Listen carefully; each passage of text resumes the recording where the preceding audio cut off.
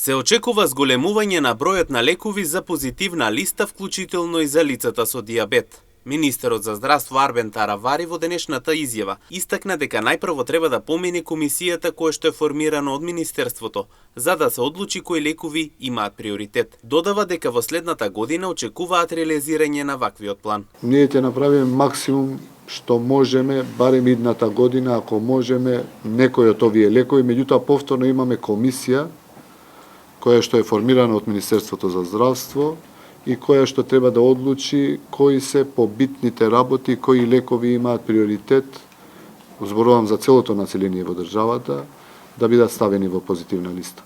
Сега не можам да кажам генерици или имиња на лекови, бидејќи тоа е веќе несериозно.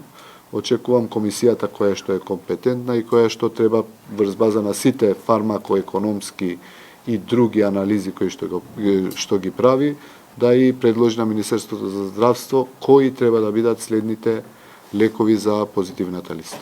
За првите 50 дена од новата влада, позитивната листа која постои само 10 години се прошири за уште 9 нови лекови за поголем број болести, додава Таравари. Да немаше сенс, немаше да се прошири позитивната листа за првите 50 дена на владата.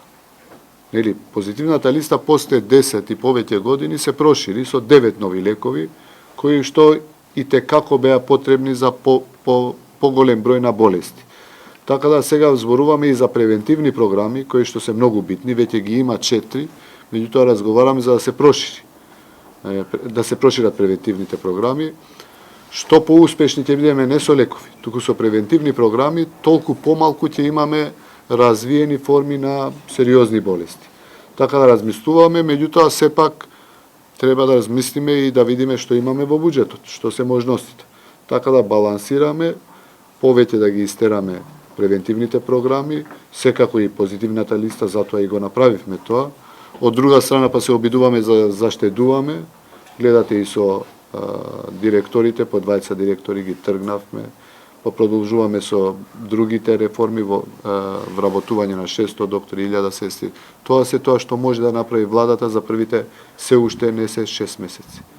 За сега има 4 превентивни програми, а според Таравари истите ќе се прошират во следниот период. Со превентивните програми ќе има развиени форми на сериозни болести, така што според буџетот на Министерството во следниот период ќе се разгледува ваквиот случај.